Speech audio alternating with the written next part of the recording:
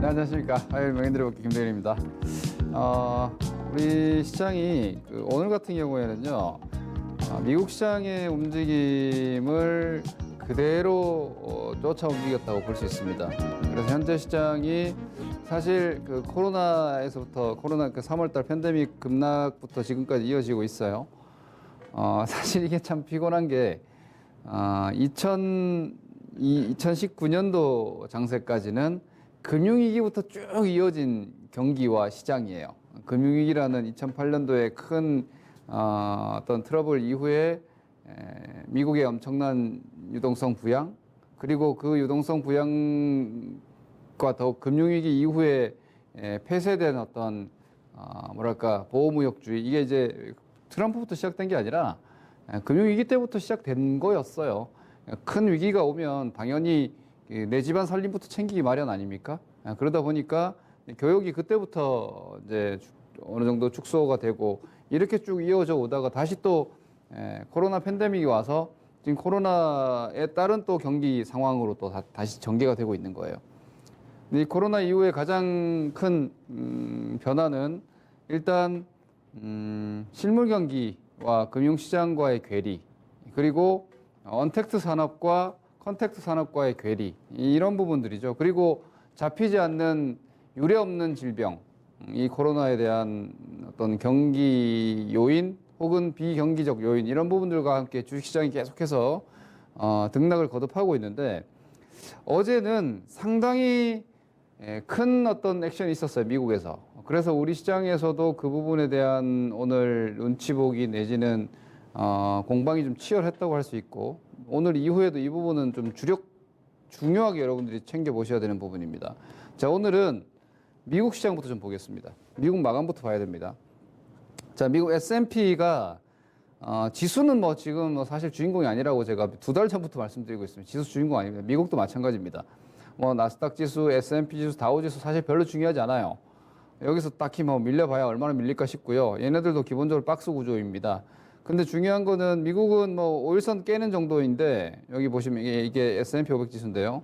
위에서 5일선에서 살짝 이제 음봉이 나온 정도, 이런 정도입니다. 사실 크게 위협적이지도 않고요. 다우지수도 비슷한 움직임인데, 다우지수 여기서 밀려봤자 60, 120 정배열 골드 나오고 있는 이 자리입니다. 얘네들도 기껏 해봐야 박스입니다. 그러니까 우리나라도 마찬가지지만 지금 시장지수 밀려봐야 지수가 크게 밀릴 자리는 아니에요. 지수 매매가 주가 되는 시장은 여전히 아닌 것이고, 지수는 오히려 방향성이 크지 않고 변동성인데, 중요한 건 이 움직임이 어제 이 윗꼬리가 나오고 했던 요인인데, 나스닥 지수 보시면, 자, 나스닥 제가 긴 선을 한 개 그어 놓은 걸 보여드릴게요. 나스닥 지수가 지금 여기 레벨까지 왔거든요. 요 라인들, 그리고 이 선들이 조금 더 연장해서 보면 한참 전부터 이렇게 이어지거든요. 여기서 이 라인들도, 여기서 오는 이쪽 라인들도 이렇게 오버슈팅이 쭉 됩니다. 이게 지금 로그 차트가 아니구나. 제가 보는 차트랑 지금 비율이 좀 달라가지고 제가 살짝 당황을 했는데, 잠깐 장기 차트는 로그 차트로 봐야 되기 때문에, 이렇게 보시면은 한 10년 정도의 상승 채널까지 지금 올라왔어요. 미국 나스닥이 이런 정도까지 올라와서, 여기서 이제 과연 더 갈 수 있느냐 보시죠. 그러니까 09년도 이후에 이렇게 상단을 쭉 연결하는 이 시세가 지금 이 구간까지 온 거예요. 여기까지 와서 어제 미국 시장이 이 이상, 즉 오버슈팅권까지 지금 들어와 있는데, 중장기 오버슈팅권까지 들어와 있는데, 여기서 어제 장대 음봉이 나왔습니다. 장대 음봉이. 이 나스닥 지수예요. 이 나스닥 지수의 장대 음봉이 우리 여러분들이 주식 책에서 많이 보셨을 거예요. 이거 하락 장악형이에요. 하락 장악형은 시세가 상승 쪽으로 유지가 되다가 아주 큰 반전 신호가 사실 될 수 있습니다. 근데 이게 그냥 캔들 차트니 이런 정도를 보고 넘길 게 아니고요. 제가 주요 종목들을 이게 우리 시장에도 좀 아주 중요한 움직임이라서, 테슬라 주가 움직임입니다. 테슬라가 여러분, 이번 7월 달만 지난달 종가가 1,080불이었거든요. 근데 어제 장중 고가가 1,794불입니다. 70%가 올랐었어요. 월 초에 지금 2주 만에. 이거는 이제 숏 스퀴즈라고 볼 수 있겠죠. 그 공매도 세력들이 완전 항복하고 손들고 빠져나가는 그게 언제 있었냐면은 올 연초에 한번 있었어요. 연초에 이거. 이때도 이제 테슬라에 대해서 이게 숏 스퀴즈다라고 얘기들이 분분했어요. 왜냐면은 공매도가 제일 많았던 주식 중에 하나예요. 그래서 이 테슬라 때문에 미국 공매도성 헤지 펀드들이 다 문 닫고 지금 펀드 설정 해지하고 아주 난립니다. 우리가 요즘 여러분들이 많이 들어보셨던 환매 중단도 막 공매도 펀드도 환매 중단되고 막 이러고 있는 상황인데 뭐 그렇게 잘 올라가던 테슬라가 어제 위쪽에서 장중 대비로는 16%, 17%나 떨어졌어요. 이 고점에서. 거래량 보세요. 거래량도 많아요. 이거는 별로 좋은 신호가 아니에요. 그런데 안타깝게도 7월 달에, 그죠? 이 7월에 우리나라 2차전지 주식들이 별로 안 올랐어요. 그죠? 국내 2차전지 관련 종목들의 약간 시세가 테슬라에 비하면 소외됐어요. 시장 대비해서 소외된 건 아니에요. 시장 대비해서는, 우리 시장 대비해서는 당연히 선방인데, 근데 테슬라에 비해서 소외돼 있어요. 그러니까 이렇게 볼 수 있죠. 전 세계 증시, 우리나라와 미국을 아우르는 세계 증시에서 성장 주도주, 성장 1등주는 테슬라예요. 이거 테슬라입니다. 그리고 또 1등주군 투톱 정도를 놓고 보면은 아마존입니다. 이렇게 볼 수 있어요. 제가 항상 그래서 말씀드리면서 2차 전지, 인터넷 위주의 주도주군 가져가고 거기에 바이오는 중간중간 타이밍 매매하는 거다. 이렇게 언급드리고 있죠. 그리고 국내 특이한 동향은 중국의 반도체 투자와 삼성전자의 비메모리 쪽에 아주 적극적인 TSMC를 견제하는 투자. 그래서 반도체 소부장 이렇게 한 바운더리를 한 4섹터 정도로 계속해서 매매를 집중하셔야 된다 이렇게 말씀드렸는데 이게 약간 스크래치가 생길 수 있다는 얘기입니다. 이게 이렇게 되면은 우리가 주도주 매매 전략적인 부분에서 크게 좀 수정 내지는 불확실성을 체크할 필요가 있다는 거죠. 테슬라만이 아닙니다. 테슬라 이런 움직임 나왔고요. 아마존도 마찬가지 똑같이 그림 비슷하죠. 이게 지금 아마존입니다.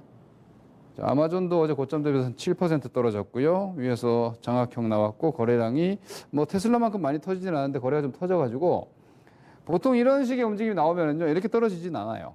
이렇게 바로 강하게 떨어지진 않는데 중요한 건 더 올라가기는 조금 힘들어졌다는 거예요. 단기적으로는 약간 조정, 휴식 조정 내지는 이게 못 넘어가 이런 식으로 해서 계속해서 못 넘어가잖아요. 그럼 결국은 좀 더 조정이 나와 버릴 수 있다는 거죠. 그럼 주도주 조정이면 여러분 주도주 조정은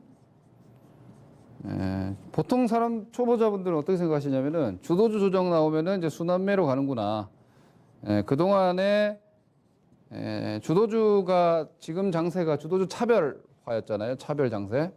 가는 것만 가던 이 성장 주도주들만 가던 차별화해서 순환매로 가겠지. 그러면 이제 바닥권에 있는 이런 주식들로 가지 않겠냐? 아니에요. 주도주 조정은 시장 조정 경계예요. 시장 조정을 일단 조심하는 거예요. 그래서 어제 나타난 저 지수의 움직임이나 이런 걸 봤을 때는 딱히 떨어질 데가 없지 않나? 주도주 너무 기간 조정으로 가려나 싶긴 한데요. 일단 어제 미국 시장의 주도주가 전 세계 시장의 주도주고 우리나라의 자 제가 이렇게 말씀드리죠. 카카오의 밸류에이션이 PE 밸류 기준으로 85까지 나와요. 뭐 90 근처까지도 지금 나왔었어요. 근데 그 밸류가 아마존하고만 비교할 수 있는 수준의 밸류에이션이거든요. 뭐 일부 미국의 기업들보다 카카오가 밸류를 더 높게 받았어요, 이번에. 그래서 아마존이 같이 올라가면 카카오가 같이 올라가고 네이버가 같이 올라갈 수 있지만 만약 아마존이 못 가면 카카오 못 간다. 저는 약간 이렇게 봤거든요.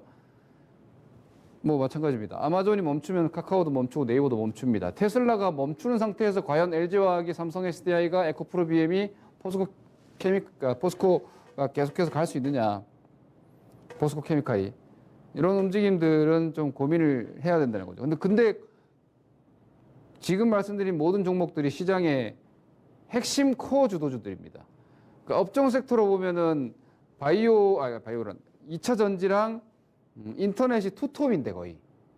2차 전지랑 왜냐면 반도체는 구심점이 없어요. 반도체는 삼성전자 하이닉스 장이 아니기 때문에 반도체는 그냥 종목별 움직임이고 바이오는 제가 볼 때는 뭐 그냥 엑스트라 수준인 것 같아요.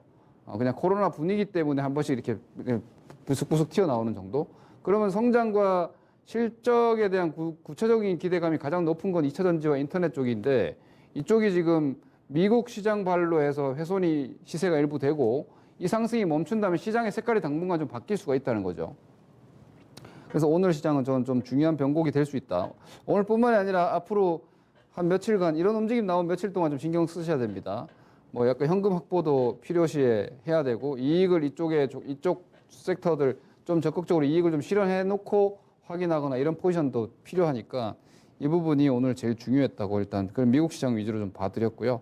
시간상 좀 쭉쭉 그냥 그림만 보겠습니다. 자, 코스피 종합은 별로 뭐 사실 긴장도는 별로 없습니다. 사실상 보면 코스피 지금 2200 시도 중인데요. 제가 말씀드리죠. 요거 좀 넘어가도 별로 의미 없고 여기 2000포인트, 2100포인트 좀 떨어져도 별로 의미 없다. 그러니까 코스피 종합지수는 지금 여기서 한 100포인트 정도 그냥 왔다 갔다 해도 위로 100은 아니죠. 한 위쪽으로 한 2200 한 20, 아래로 한 2080 이렇게 크게 벌려놓으면 별로 움직임 자체는 긴장감이 높진 않아요. 지수 긴장감 오히려 별로 없어요. 코스닥도 그건 뭐 비슷한 것 같고 근데 또 빠지면 또 스라링 법인데 여기서 코스닥 지수도 뭐 한 750 다시 와도 왔구나 그냥 다시 750 왔구나 한 700 한 30 와도 730 다시 왔구나 그런 자리예요. 왜 여기 이렇게 박스 그죠? 여기에 새로운 국면으로 들어간 게 아니기 때문에 지수는 오히려 뭐 그냥 떨어지면 좀 떨어지나 보다 올라가면 좀 올라가나 보다 그냥 그런 수준입니다. 이게 좀 이상하게 들리시겠지만 실제로 그러합니다. 그게 지금은 제가 지금 여러분들께 말씀드린 게 나스닥 지수, 뭐 다우 지수 이렇게 얘기하지 않았죠. 테슬라, 아마존 움직임으로 인해서 흐름이 바뀔 수 있다. 요 점이니까 자, 이걸 우리 종목들이랑 같이 보기 전에 수급 잠깐 보겠습니다. 자, 수급은요. 지난주에 우리가 방송을 할 때 개인들이 어디 갔지? 그죠 이랬죠. 그게 SK 바이오팜 상장 스케줄에 맞춰가지고 개인들이 조금 시장에서 예탁금도 좀 변동이 있었고, 지수가 올라가면서 2200대까지 시장이 올라갈 때 개인들이 오히려 매도를 했었잖아요. 근데 시장이 떨어지니까 제가 그랬죠. 시장 떨어지면 개인 들어올 것 같은데 아마 한번 보자. 떨어지니까 우리 여기 있어요 하고 다시 나왔어요.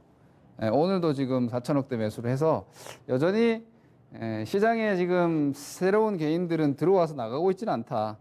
이렇게 볼 수 있어요. 이것은 증시 주변 자금 동향으로서도 지속 확인이 가능한데 고객 예탁금 제가 지난번에 구조 말씀드렸죠. 개인이 계속 들어오고 있지는 않아요. 개인이 신규로 계속 들어오고 있지는 않습니다. 이건 아니에요. 유입된 투자 자금이 유지되고 있는 거예요. 지난번에 계산해드렸죠. 돈이 계속 들어오면 예탁금이 계속 늘어나야죠. 근데 안 늘어나요. 그래서 돈이 계속 들어오고 있는 건 아니에요. 그리고 시장 지수가 1400대에서 개인들이 10조 들고 들어오는 거랑 들고 매매하는 거랑 지금 2200에서 10조 들고 매매하는 거랑은 비율이 다르죠. 그래서 시장 지수가 올라와서 오히려 매매 강도, 개인의 매매 강도는 좀 약해졌어요. 그게 계속 강도가 유지가 되려면 돈이 계속 더 들어와야 되는데 지금 예탁금 46조 수준으로 46조 수준으로 지금 유지가 되고 있습니다. 그리고 한 가지 계속 보셔야 되는 게 13조예요. 신용잔고가. 신용잔고가 지금 13조입니다. 이게 제가 13조 3천억까지 봤어요. 13조 3천억이 이게 2018년도 5월달 신용 최대치가 13조 3천억까지 나왔는데 지금 예탁금이 늘어났기 때문에 뭐 신용도 좀 더 많은 게 당연하긴 한데요. 시가총액으로 보면은 시총 대비로 보면은 지금 코스닥 같은 경우는 2.35%까지 시장 신용 비율이 나와요. 코스닥 시가총액이 지금 240조? 240조 정도 될 거예요, 아마 어제 기준으로. 240조니까 코스닥 같은 경우 지금 6조 원대 한 2.35%면 꽤 높아요. 이런 것들도 조금 스트레스를 이제 받을 수 있어요. 제가 그동안 신용 별로 신경 안 썼죠. 막 개인 투자자들이 신용 많다고 막 계속 걱정했을 때 제가 10조일 때도 별 신경 안 써도 된다 했는데 이제 신용이 2.4%대 이렇게 넘어가고 기존에 13조 3천억이 신용 최대치였단 말이에요. 그리고 나서 이후에 박스 탈 때 신용이 유지가 되다가 이제 같이 좀 무너졌는데 이런 것들도 한번 경각심 좀 가져야 되지 않을까 싶은 차원에서 그리고 아까 말씀드린 대로 주도주군 쪽에서 약해지는 건 전 되게 조심해요. 항상 그래요. 항상.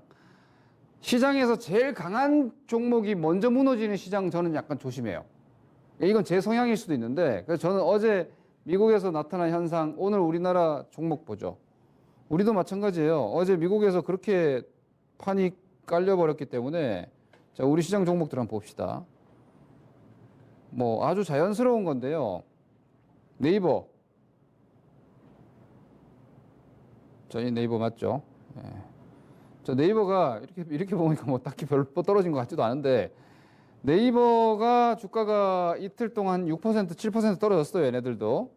그죠? 이렇게 쭉 가다가 이 거래가 여기 붙었어요. 지금 거래가 여기 붙어가지고 거래량 붙고 나서 주가가 밀려버렸기 때문에 이거 좀 주의하셔야 되는데 제가 아까도 말씀드렸죠. 아마존이나 테슬라가 급락하지는 않을 거다.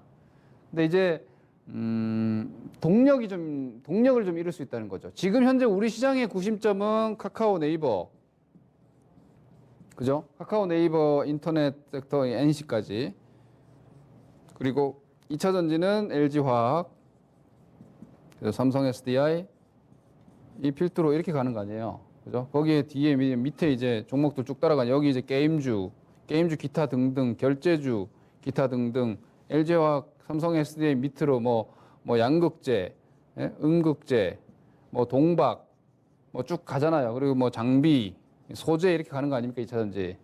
이쪽이 기본 주도 섹터, 투톱 종목 섹터였는데 이런 애들이 못 가면 주도주구는 누가 갖고 있어요? 메이저 세력이 갖고 있기 때문에 그네들도 팔려면 시간이 필요해요. 그래서 주도주는 절대로 한 방에 확 꺾이진 않아요. 그래서 박스가 되거나 이런 식인데 저는 기본적으로 주도주가 계속 가다가 멈추면은 저는 여기서 한번 매도하는 게 맞다고 보는 입장이라서요. 이거 뭐 굳이 가지고 기다려요. 여기서 멈췄다 그러면 팔고 나서 나중에 다시 사면 되지. 원래 저는 매매를 이렇게 하는 주의이긴 한데 여러분들이라 그러면 뭐 폄훼 같을 수 있는데 좀 주의 차원에서 많은 분들이 인터넷 올라가고 2차 전지 올라갈 때는 저걸 샀어야 되는데 하고 있다가 탁 꺾기 시작하면 여기서 사거든요. 이게 아니라는 거예요. 지금은 흐름이 만약에 지금의 2차 전지와 인터넷 쪽이 상승이 멈춘다라면은 이게 올해 연말은 어떻게 될지 모르겠는데 시세가 1달락이 될 수도 있다는 거예요. 1달락이.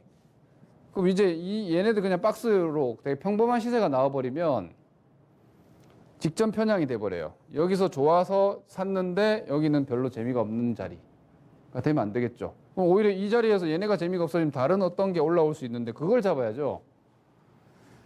이거 좀 봐야 될 것 같아요. 며칠 동안.